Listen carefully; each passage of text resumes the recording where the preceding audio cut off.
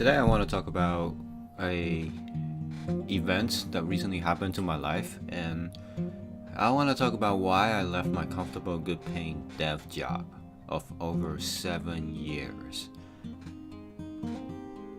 Now, when I first started the job, I was a young, hungry developer who wants to learn everything there is to know about the dev world, and money wasn't necessarily my target. And in order to get myself better, I was constantly learning, constantly shadowing other more experienced developers and trying to pick their brains. And that's one the way I know how to get better at it.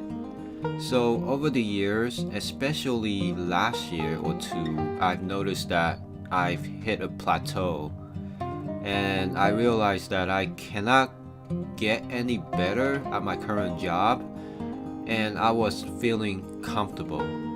And being comfortable is the enemy of progress. And I want to explain that a little bit more. Is that when you're comfortable, you go into your job every day, you don't really have any new challenges. You know everything there is to know about what's in that job.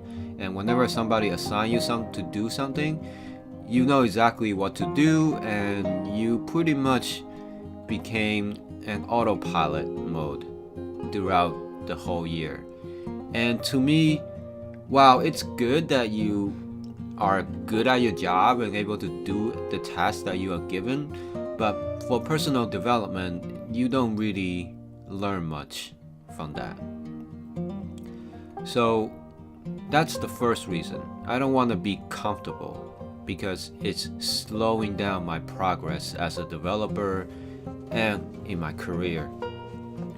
The second reason I left my job is I wanted to try new things. When you're in the software engineering world and at a job, very rarely do you get to change everything or try out new stacks for your job. You're pretty much stuck with whatever's been in the place that you work at. So it's really hard, let's say, to change out a database or change the language or, bringing new tech to the job. I've been lucky for this job. I have changed a lot of tech stacks over the years, but over time they've been stagnating, and currently it was pretty much just a React Node.js stack. So I wanted to try new things at a new place to see what new technologies people are using and expose myself to these new technologies in order to force myself to learn them and get better at them. Now the third reason I don't want to stay at my job is that I have become the expert of a certain task at my job. Not bragging or anything, but pretty much you became the go-to person for a certain tasks.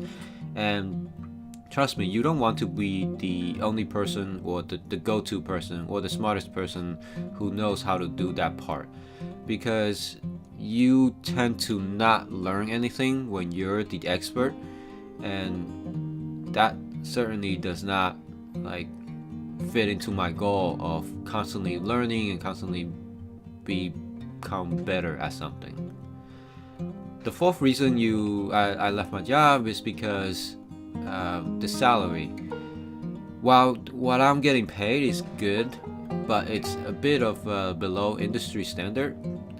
And to me, going to a new job, the first goal isn't money for me. I was comfortable, whatever was paid at my job, as long as I was learning and getting better. But at a new job, you get to learn, you get better, and you get paid higher money. So why not? So salary is a side effect of this new job. So the last thing I want to do is, the reason that I left my job is that when I'm at my job, a new job, you want to prove yourself to your new coworkers, and you want to get better, and you want to show them that you're capable of doing what you're hired for. So it's sort of a way to force you to step up and become work harder than you're at your old comfortable job. It forces you to become uncomfortable and forces you to learn whatever it takes to get the job done at the new job. So in a way, it wakes you up and forces you to step out of your comfort zone, and sort of reignited my passion for web dev. And for the last year at my old job, I wasn't really that passionate anymore at the job because I'm so comfortable with the tech there.